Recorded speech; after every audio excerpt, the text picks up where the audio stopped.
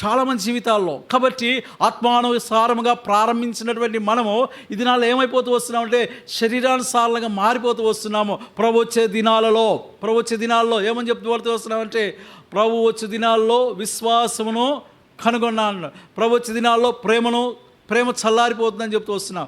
ఎవరికి ప్రేమ చల్లారిపోతుందంటే దేవుని పైన ప్రేమ చల్లారిపోతుంది. ఎప్పుడైతే దేవుని పైన ప్రేమ చల్లారిపోతూ వస్తుందో ఆటోమేటిక్గా ఏం చేస్తుందంటే సంఘంలో ఉన్నటువంటి విశ్వాసుల పైన కూడా ప్రేమ చల్లారిపోతుంది. సమాజంలో ప్రేమ చల్లారిపోతుంది. తండ్రి పైన పిల్లల పైన తల్లిదండ్రులకు ప్రేమ చల్లారిపోయేదిగా ఉంటుంది. అట్లా ఉన్నాయి పరిస్థితులు. కాబట్టి ప్రియ సహోదరి మనం ఏం చేయబడుతూ వస్తున్నామంటే మనము దేవుణ్ణి ప్రేమించవలసిన వారమే. ఇట్టి పరిస్థితుల్లోనే ప్రభు త్వరగా వస్తున్నటువంటి ఈ దినాలలోనే ప్రభువును మనము సంపూర్ణంగా ప్రేమించవలసిన వారంగా ఉన్నాం. అన్ని విషయాల్లో ఆత్మ ప్రాణ శరీరంలో అర్పించుకున్న వారమై సజీవయాగంగా ఆయనకు సమర్పించుకున్న వారమై మనం ప్రేమించవలసిన వారంగా ఉంటున్నాము. లోకం యొక్క ప్రేమ మోసము, లోకంతో నిండంత మోసం. లోకంలో మనల్ని ఎవరైనా ప్రేమిస్తున్నారంటే ఏదో ఒకటి మన దగ్గర నుంచి ఆశించి వారు మనల్ని ప్రేమిస్తున్నట్లుగా నటిస్తూ వస్తారు. కానీ యథార్థమైన ప్రేమ చూపేవాడు లోకంలో ఎవ్వడు కూడా లేడు. లోకంలో ఎవ్వరు కూడా మనం యథార్థంగా ప్రేమించేవారు ఎవరు లేరు. ఏదైనా నాకు లబ్ధి ఉందంటేనే వారి పైన ప్రేమిస్తున్నట్లుగా నటిస్తూ వస్తాం. కానీ నిజమైనటువంటి ప్రేమ లోకంలో లేనే లేదు. అట్లాంటి ప్రేమ ఏముందంటే ఎవరైనా చూపుతున్నారంటే యథార్థంగా మనల్ని ఎవరైనా ప్రేమిస్తున్నారంటే ఒక్క దేవాది దేవుడు ప్రభువైన యేసుక్రీస్తు నీ నా రక్షకుడు ఆయన మాత్రమే మనల్ని ప్రేమించేటువంటి వాడు. ఆయన తప్ప మరెవరు కూడా యథార్థంగా మనల్ని ప్రేమించేవారు లోకంలో లేరు. లోకము మోసం, లోకము నటన, లోకము దాని యొక్క ఆశలు గతించిపోతున్నాయి. లోకము యొక్క నటన గతించిపోయేదిగా ఉంటుంది. కాబట్టి నిజముగా మనల్ని ప్రేమించినటువంటి వాడు, యథార్థంగా ప్రేమించినటువంటి వాడు, నీ కొరకై నా కొరకై ప్రాణం పెట్టినటువంటి అట్టి దేవునిని పూర్ణ మనసుతో, పూర్ణ వివేకముతో, పూర్ణ శక్తితో, పూర్ణ బలముతో మనం ప్రేమించవలసిన వారం అయింటున్నాం. ఏంటి లాభం? 7 అంశాలు ఉన్నాయండి. 7 అంశాలు చెప్పగలమంటే కష్టం. చూడండి 91వ కీర్తన 14వ వచనం. కీర్తనల గ్రంథం 91వ కీర్తన 14వ వచనం. అతడు నన్ను ప్రేమించుచున్నాడు గనుక, ఒక్కటి లెక్క పెట్టుకోండి ఎన్ని ఉన్నాయి అక్కడ. అతన్ని తప్పించదు. అతడు నన్ను ప్రేమించుచున్నాడు గనుక నేను అతనిని ఐ విల్ రెస్క్యూ హిమ్. అక్కడైతే డెలివరీ అని ఉంటుంది. I will rescue him. Secondly చదవమ్మా. గనుక నేను అతన్ని అతను నన్ను ప్రేమించినాడు కనుక అతను తప్పించదును, అతన్ని గణపరిచేదంటే ఉన్నతమైన స్థానంలో ఉంచుతానని అర్థం. రెండవది I will set him on I అంటే ఉన్నతమైన అంటే గణపరుస్తాను అంటున్నాడు. అంటే గణపడడం అంటే ఉన్నతమైన స్థాయిలో ఉంచుతాను అంటున్నాడు. తర్వాత 3వ సంగతి అతడు నాకు మొరపెట్టగా నేను అతనికి అంటే ఐ విల్ ఆన్సర్ హిమ్.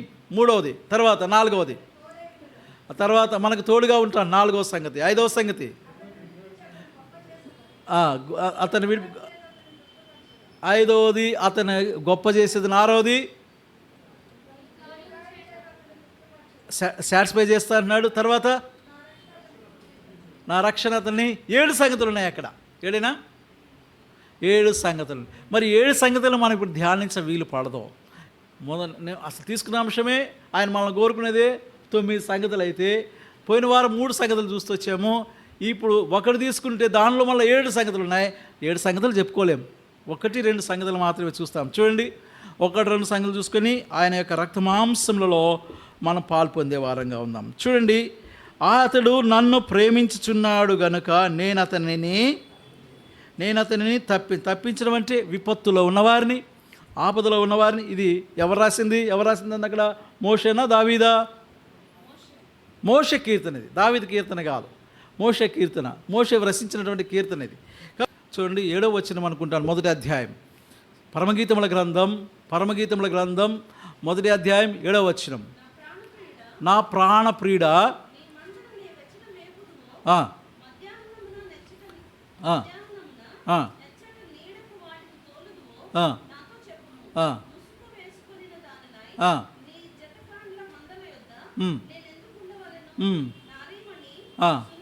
గమనించండి, ఇక్కడ చెప్తున్నాడు అంటే తన ప్రియుడు చెప్తూ వస్తున్నాడు షూలమ్మితి గురించి, నారీమణి సుందరి, అది కాదు నాకు అవసరమైనది, నా ప్రియురాలా నేను, ఎన్నో వచనము, 9వ వచనం, నా ప్రియురాల ఫరో యొక్క రథాశ్వములతో నిన్ను పోల్చెదను. ఎలా పోలుస్తున్నాడండి? ఎలా పోలుస్తున్నాడు? ప్రియురాల ఎలా పోలుస్తున్నాను నేను నిన్ను? ఫరో యొక్క రథాశ్వములతో. రథానికి అంటే గుర్రాలు ఉంటాయంట. ఫరో అస్సలు లోకములో ఫరో ఐగుప్తు దేశంలో పెరిగినటువంటి గుర్రాలు మరి ఏ దేశంలో ఏవి కూడా సాటి రావు. అంత బలిష్టంగా ఉంటవి, అంత బలంగా ఉంటవి, యుద్ధ నైపుణ్యం తెలిసినటువంటివి ఐగుప్తు దేశం యొక్క ఫరో యొక్క గుర్రాలు. ఫరో యొక్క గుర్రాలు అంటేనే చాలా శ్రేష్టమైనటువంటి, అంటే దాంతో పోలుస్తాడా? దాంతో పోలుస్తాడు. బలిష్టంగా ఉంటాయి గుర్రాలను చూసింటారు కదా, బలిసిన గుర్రాలు ఎలా ఉంటాయి? బలిష్టంగా ఉంటవి, చూడ్డానికి కూడా చాలా అందంగా ఉంటవి. దాన్ని రథం కట్టుకొని ఫరో ప్రయాణం చేస్తుంటే, యుద్ధానికి బయలుదేరుతుంటే గుండె లవిసిపోతే ఎదురున్నటువంటి వాడు. దాంతో పోలుస్తున్నాడండి దేవుడు. ఎవరిని పోలుస్తున్నాడు? ప్రియురాలు. కాబట్టి జ్ఞాపకం చేసుకోండి, నా ప్రియురాలా నేను దీన్ని దేనితో పోలుస్తానంటే ఫరో యొక్క రథాశ్వములతో. మంచి పోలికేనా అని? మంచిదా చెడ్డదా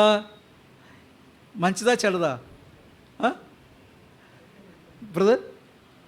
ఫరో యొక్క రథాశ్వములతో మంచిదా చెడ్డదా? మంచిది కాదు. ఫరో యొక్క రథాశ్వములతో పోల్చడం అంటే ఫరో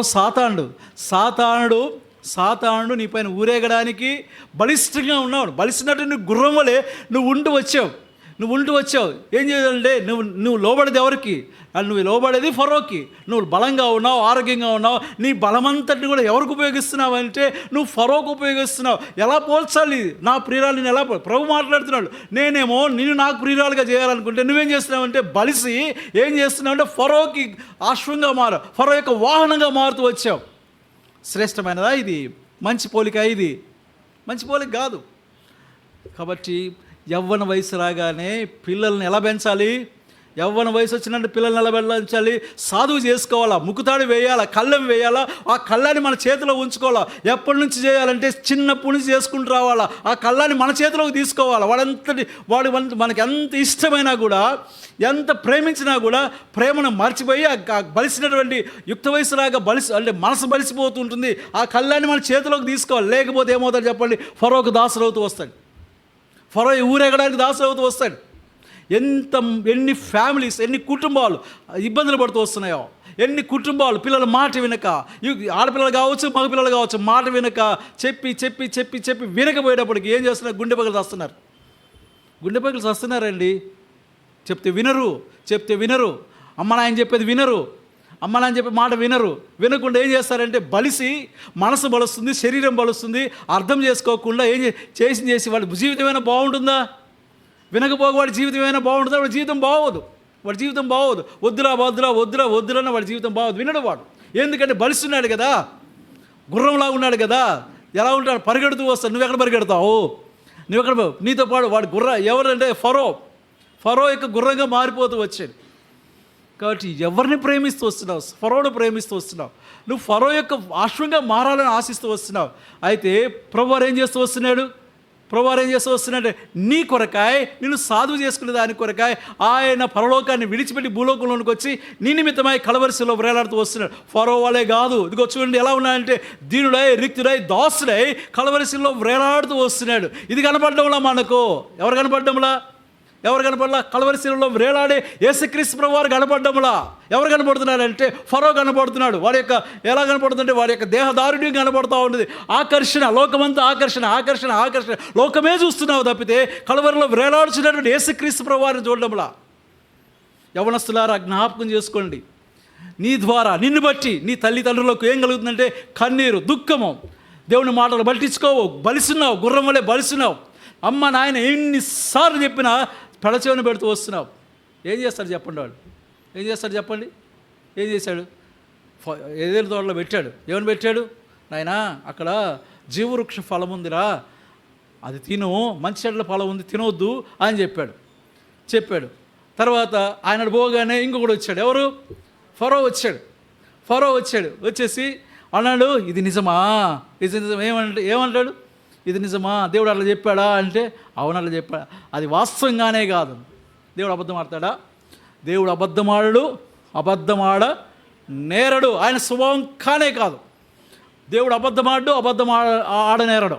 ఈ కోన్ లైక్ అబద్ధం ఆడనే ఆడు.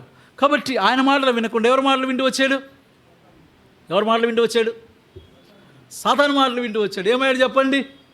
సాతాను మాటలు విని ఏమయ్యాడు? ఏమయ్యాడు?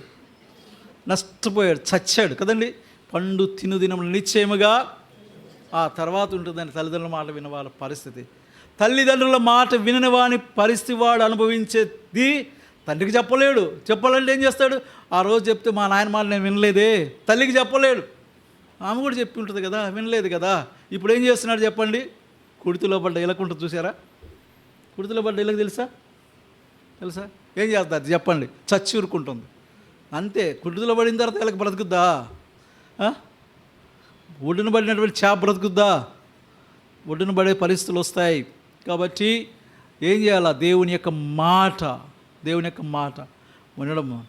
నా మాట విని నన్ను ప్రేమించి నన్ను సేవించడము అవసరమే ప్రభువారు చెప్తూ వస్తున్నాడు. మంచిది. ఇప్పుడు మనం చూడండి, ఏం చూస్తాం? అట్లా కాకుండా ఎలా ఉండాలంట? 2వ అధ్యాయమా అందులోనే చూద్దాం. చూడండి, పరమగీతముల గ్రంథం 15వ వచనం, మొదటి అధ్యాయం 15వ వచనం. నా ప్రియురాలా, నీవు సుందరివి. ఎక్కడ దిగిపోయాడు చూడండి. మొదట ఆ స్థితిలో ఉంది. ఏ స్థితిలో? గుర్రంలా ఉంది. గుర్రం అంటే ఎవరు? ప్రియురాలు. సంఘం గురించి మాట్లాడుతున్నాను అండి నేను. సంఘం గురించి మాట్లాడు. గుర్రంలాగా బలిసినటువంటిది శరీర విషయంలో. అటువంటి గుర్రం ఎలా అవ్వాలని కోరుకుంటూ వస్తున్నాడు చూడండి. నా ప్రియురాలా, నీవు సుందరివి, నీ కన్నులు గుర్రము సైజు ఏమైంది చెప్పండి? ఏమైంది? గువ్వగా మారిపోతూ వచ్చింది. గువ్వ మారుతున్నామా? సైజు మారుతుందా అని అతిశయిస్తున్నామా? గుర్రంలాగున్నానని అతిశయిస్తున్నామా? గుర్రంలాగున్నామని అతిశయిస్తూ వస్తున్నామా? లేకపోతే మార్పు చెందిన వారమై నేను ఇంక మొదలు ఎలా మార్పు చెందిందంటే గువ్వ మాత్రమే కాదు, గువ్వే చిన్నగా ఉంటుంది. గువ్వ కన్ను ఉందంట. గువ్వ కన్ను ఎంత ఉంటుంది? చిన్నగా. ఎక్కడ గుర్రము, ఎక్కడ గువ్వ కన్ను. గువ్వ కూడా కాదు, గువ్వ కన్ను. గుర్రాన్ని ఏం చేశాడంట? గువ్వ కన్నుతో పోలుస్తూ వచ్చాడు. గుర్రాన్ని గువ్వ కన్నుతో పోలుస్తూ అంటే సైజ్ తగ్గిపోతుంది. గుర్రంగా ఉన్నటువంటి శరీరము ఏమవుతుందంటే గువ్వ కన్నుగా మారిపోతుంది. గువ్వకు ఒక లక్షణం ఉందండి. గువ్వ చూపుకు ఒక లక్షణం ఉందండి. ఏముంది చెప్పండి? పవిత్రమైన దానిని మాత్రమే చూస్తుంది. గువ్వకున్న స్వభావం ఏంటంటే పవిత్రమైన దానిని మాత్రమే చూస్తుంది. పవిత్రమైనది. గువ్వ కన్నుతో ఎందుకు పోల్చాడు? ఒకప్పుడు నీ పరిస్థితి ఎలా ఉంది, ఇప్పుడు నీ పరిస్థితి ఎలా ఉందంటే గువ్వ కన్నుగా మారిపోతూ వచ్చాడు. ఇక్కడ సంతోషిస్తూ వస్తున్నాడు. నా ప్రియురాలా అని ఇక్కడ అక్కడ కూడా చెప్తూ వచ్చాడు. కానీ అక్కడ మాత్రం ఆమె స్థితి వేరుగా ఉంది. ఇక్కడికి వచ్చేటప్పటికి ఆమె స్థితి మారిపోతూ రూపాంతరం చెందుతూ వస్తుంది. ఏంటి ప్రేమ? ఏం ప్రేమ చెప్పండి? ప్రభు మహాగణుడు, మహోన్నతుడు, నిత్య నివాసి అయినటువంటి 54:17 ప్రభైన దేవుడు ఆయన ఏం చేస్తూ వచ్చాడు? నిన్ను ప్రేమించి ఏమవుతూ వచ్చాడంట? పశువుల పాకలో బాలుడిగా జన్మిస్తూ వచ్చాడు. తన రూపాన్నంతా మహాకాశములు పట్టజాలటువంటి ఆ దేవుడు ఏమవుతూ వచ్చాడంటే నీ నిమిత్తమా ఒక బాలుడిగా అంటే సశరీరుగా లోకంలో జన్మిస్తూ వచ్చాడు. తగ్గించుకున్నాడు. తన యొక్క ఆకారాన్ని తగ్గించుకుంటూ వచ్చాడు. తన మనసు తగ్గించుకుంటూ వచ్చాడు. తనతో దేవునితో కూడా ఉండడం విడిచిపెట్టకూడని భాగ్యం. ఫిలిప్పీలకు రాస్తూ 2వ అధ్యాయం 5-8 చూస్తాం. విడిచిపెట్టకూడని భాగ్యం అని ఎంచుకొనలేదు. కానీ ఏం చేశాడంట? తాను తగ్గించుకుంటూ వచ్చాడు. ఈ హంబల్డ్ హిమ్సెల్ఫ్. ఎంతవరకు అంటే అన్టు ద డెత్, మరణము పొందినంతగా తగ్గించుకుంటూ వచ్చాడు. That is the love of God. అది దేవుని యొక్క ప్రేమ. మరి నీ సంగతి ఏంటి? అదే తగ్గించుకొని దేవుని ప్రేమిస్తూ వస్తున్నామా? బలిసిన గుర్రంలాగా ఉన్నటువంటి, నేను బలిసిన గుర్రం అంటే దయచేసి వేరే శరీరంలో ఉన్నటువంటి మనము లోకాన్ని ప్రేమిస్తున్నాడు. సాతానుడు కదా ఫరో సాతాను, ఐగుప్తు, లోకం కదా. లోకాన్ని ప్రేమిస్తున్నటువంటి మనము ఎలా కనపడుతున్నాం దేవునికి అంటే బలిసిన గుర్రంలో, అంటే శరీరంలో అంటే అంటే బలిష్టంగా ఉన్నామని అర్థం. అంటే మాటలు కూడా చాలా జాగ్రత్తగా మాట్లాడలేము. బలిష్టంగా ఉన్నామని అర్థం. అంటే బలిసినటువంటి గుర్రం అంటే బలిష్టమైన గుర్రం, అంటే స్ట్రాంగ్గా ఉన్నామని. దేనిలో స్ట్రాంగ్గా ఉన్నాము? 20 సంవత్సరాలు యాకోబు ఫరో యొక్క రథంలాగా బలిష్టంగా ఉంటూ వచ్చాడు. సాధువు కాలేకపోతూ వచ్చాడు. యాకోబు సాధువు కాలేకపోతూ వచ్చాడు. సాధువు చేయడం చాలా కష్టమైంది ప్రభువైన దేవునికి. ఎక్కడ పట్టుకున్నాడంటే పెనుయల దగ్గర పట్టుకుంటూ వచ్చాడు. పెనుయల దగ్గర పట్టుకుని ఏం చేస్తూ వచ్చాడంటే రాత్రి అంతా పోరాడుతూ వచ్చాడు. ఒక రాత్రి అంటే అర్థం ఏంటి? రాత్రి అంతా ఎందుకు చెప్పాడు? రాత్రి ఒక నరుడు తెల్లవారు వరకు అంటే ఎప్పుడు ప్రారంభించాడు? 32వ వచనం చదవండి. 32వ అధ్యాయం 22వ వచనం,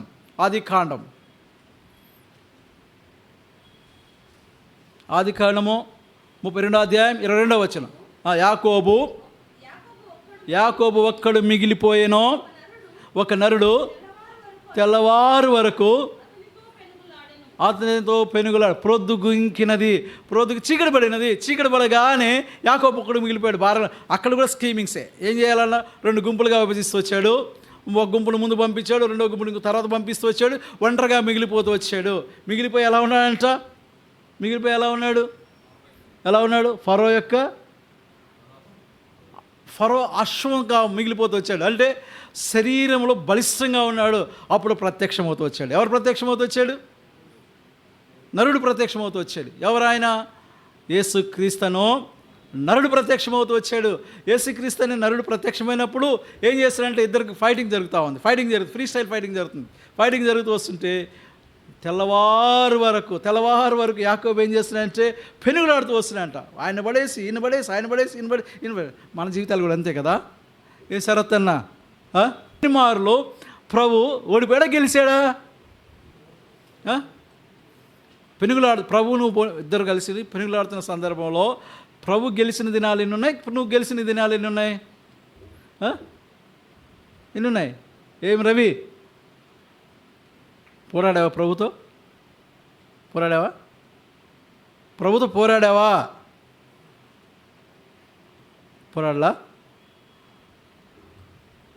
ప్రభు ఓడిపోయిన దినాలే మన జీవితాలు చాలా ఉన్నాయి. తెల్లవారు మనకు అర్థము. సంఘాన్ని గురించి మాట్లాడాలి. యాకోబు సంఘానికి సాదృశ్యంగా ఉంటే రాత్రి అనేది కృపాకాలానికి కృపకాలానికి సంబంధించి కృపకాలము అంటే ఈ 2000 సంవత్సరాలు అనుకుందాం జరుగుతున్నాయి. ఈ 2000 సంవత్సరాలని కరెక్ట్గా బైబిల్ చెప్పట్లేదు. కానీ ఎప్పుడైతే మరి పేతురు ప్రసంగం చేస్తూ వచ్చాడో, ఎప్పుడైతే దాదాపు 3000 మంది సంఘంగా చేరువచ్చారో, ఎప్పుడు వారు అపోస్తుల బోధ, రొట్టె విరుచుట, ప్రార్థన చేయుట, సహవాసం కూడుతూ వచ్చారో ఆ రోజే కృపకాలము మొట్టమొదటి రోజు. మళ్ళీ ఎప్పటివరకు అంటే ఎప్పటివరకు చెప్పండి? ప్రభు వచ్చేంతవరకు. ఎక్కడ మళ్ళా ప్రభు భూమిపైకి వచ్చేంతవరకు కృపకాలమే. సంఘం ఎత్తబడినది కృపకాలం కాదు. సంఘం ఎత్తబడగానే కృపకాలం తీసివేయబడలా. 7 ఏళ్ళ తర్వాత మళ్ళీ దిగి వస్తారు. అప్పటి వరకు కృపకాలము. ఈ కృపకాలము అంతా కూడా రాత్రికి సాదృశ్యము. అర్థమైందండి? ఇదంతా కూడా రాత్రికి కాబట్టి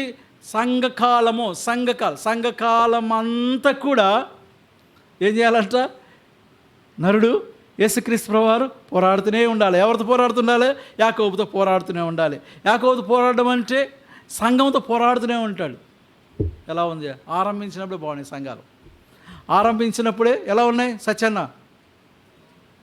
ఆరంభించినప్పుడే శ్రమలు కలిగిన స్ట్రాంగ్గా నిలబడ్డారు. మరణానికి వారు మరణానికి అప్పగించబడుతూ వచ్చిన ప్రభుని తృణీకరించలేదు. వాళ్ళు స్ట్రాంగ్గా ఉన్నారు. ఇప్పుడు ఏ బాధ లేదు, ఏ కష్టం లేదు, ఏ నింద లేదు, ఏ అవమానం లేదు. బ్రదర్ ఆరాధనలో చెప్తూ వచ్చింది, నిందను భరించి. ఎక్కడ నిందను భరిస్తున్నామో? నిందను భరించంటే గవిని వెలుపుకి వెళ్ళాలంట. నువ్వు నేను భరించేది నింద భరించేది ఎక్కడ నింద భరిస్తూ వస్తున్నాను చెప్పండి? మనకి హానర్ కావాలా దేవుని ఇంట్లో? ఏదైనా చిన్న కష్టం వస్తే, బాధ వస్తే ఏం చేయాలా? ఇది కాకపోతే ఇంకోటి, ఇది కాకపోతే ఇంకోటి, అట్లా కాకపోతే నలుగురు పోగేయడం. అన్న బాగోలేదు, ఆయన ఇష్టం వచ్చినట్టు చేస్తున్నాడు, మనం వేరైపోదాం, పెట్టేసుకుందాం. ఇది కదా నింద ఎక్కడ ఉన్నది, నింద ఎక్కడ ఉంది, అవమానం ఎక్కడుంది. సో ప్రభువారు ఏం చేస్తున్నారంటే ప్రత్యేకమైన ఈ దినాల్లో మరి అధికంగా ఉంటుంది, అధికంగా ఈ ప్రాక్టీస్ ఉంది. కాబట్టి ప్రభువారు ఏం చేస్తున్నారంటే పోరాడుతున్నాడు, తెల్లవారుతుంది. ఎప్పటి వరకు అంటే తెల్లవారేంతవరకు, కృపకాలం ఎత్తివేసబడే సమయం వచ్చేటప్పటికి ఏం చేయాలనుకుంటే ఒక్కసారి కొట్టాడు. ఎక్కడ కొట్టాడంట? తొడ మీద కొట్టాడు. ఎప్పుడంటే ఇంక అయిపోయింది. కొట్టిన తర్వాత చేయగలిగింది ఏమైంది? తెల్లవారిపోయింది. కొట్టిన తర్వాత ఏమైంది? బూర శబ్దం వినబడుతూ వచ్చింది. ప్రజలు వెళ్ళిపోతూ వస్తున్నారు. దేవుని ప్రజలైన వారు తీసివేయబడతా ఉంది. అంటే టిల్ దెన్, అప్పటి వరకు ఆయన ఏం చేస్తూ వస్తున్నాడంటే ఆయన సరిచేస్తూనే ఉన్నాడు, పెనుగులాడుతున్నాడు, పోరాడుతున్నాడు. ఒకటి ఆయన మనం తప్పించనని, రెండవది ఆయన మన ఉన్నతమైన స్థాయిలో ఉంచుతాడని, మన ప్రార్థనలు వింటాడు. చూసాం కదా 7 సంగతులు. 7 సంగతులు నేను ఇంకా ప్రారంభించడానికి సమయం కూడా లేదు. అయితే ఒకటి, ఆయన మనల్ని ప్రేమిస్తూ వచ్చాడు, అంతగా ప్రేమిస్తూ వచ్చాడు. మనం ఆయన ప్రేమించకుండా ఎలా ఉన్నామంటే ఆయనకి చెందవలసిన ప్రేమ, నేను తండ్రినైతే నాకు రావలసిన ఘనత ఏమాయనో. దేవుని గణపరుస్తూ వస్తున్నామా? మనం గణపరుచుకుంటూ వస్తున్నాం. లోకాన్ని గణపరుస్తున్నాం, లోకంలో వ్యక్తులను గణపరుస్తూ వస్తున్నాం, లోక ఆకర్షణలు గణపరుస్తూ వస్తున్నాం. దేవుని గణపరుస్తూ వస్తున్నామా? దేవుని ప్రజలైన వారిని గణపరుస్తూ వస్తున్నామా? దేవుని ఇంట్లో ఉన్న వారిని గనులుగా ఎంచుతూ వస్తున్నామా? కాబట్టి ప్రియా సహోదర, నీ నిమిత్తము నా నిమిత్తము ఇంతగా చేసిన దేవుణ్ణి, ఇంతగా తగ్గించుకున్న దేవుణ్ణి మనం కూడా ఏం చేయాలి? అదే రీతిలో ఆయన మనం ప్రేమించబద్దులమైంటున్నాం. అదే రీతిలో మనం ఆయన ప్రేమించబద్దులమైంటున్నాం. ప్రభు చిత్తమైతే వచ్చే వారము అన్ని సంగతులు చెప్పుకోలేము.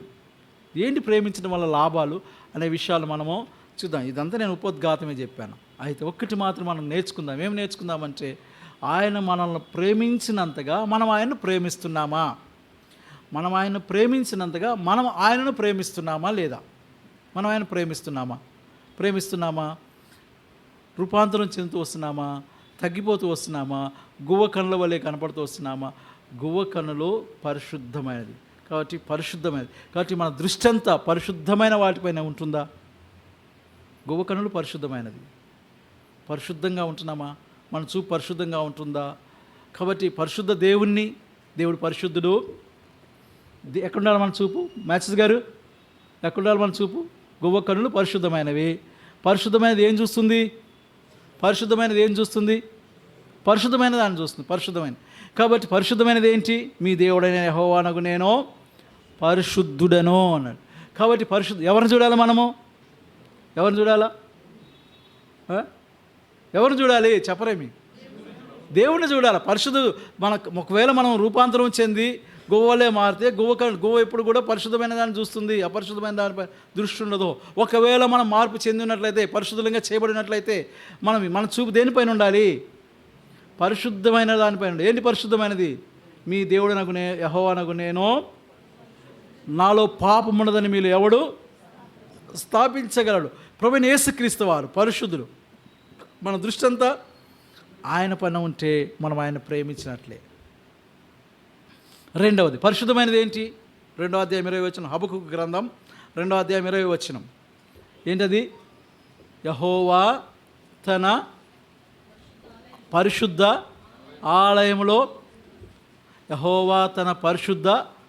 ఆలయములో ఉన్నాడు. హబక్కూకు గ్రంథం 2వ అధ్యాయం 20 వచనం. లేదా అయితే యెహోవా తన పరిశుద్ధ ఆలయంలో ఉన్నాడు. పరిశుద్ధమైనది ఏది? దేవుని మనం ప్రేమించడం అంటే పరిశుద్ధమైన దాన్ని. దేవుడిని ప్రేమించాలా? ఇంకోటి ఏంటి? దేవుని ఆలయం పరిశుద్ధమైన. దేన్ని ప్రేమించాలా? యవనస్తులు చూడండి, రాత్రుల్లో వచ్చేస్తారు, పొద్దున్న వస్తారు, సాయంకాలం అయినా కూడా వేళ రెండండి అలాగ దేవుని ఇంటిని అంచు కట్టుకొని ఉంటున్నారు.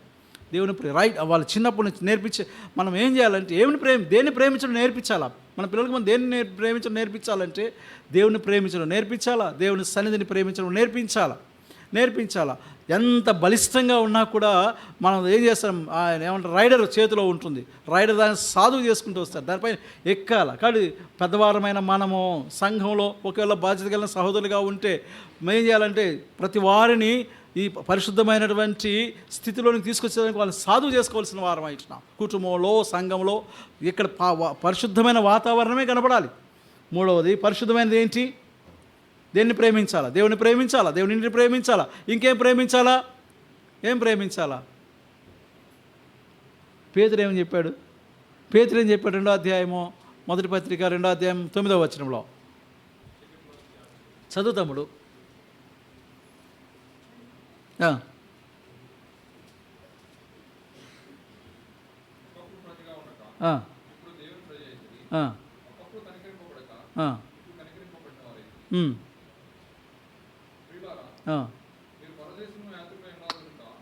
రెండవ అధ్యాయములో చీకట్లో నుండి ఆశ్చర్యకరమైన వెలుగు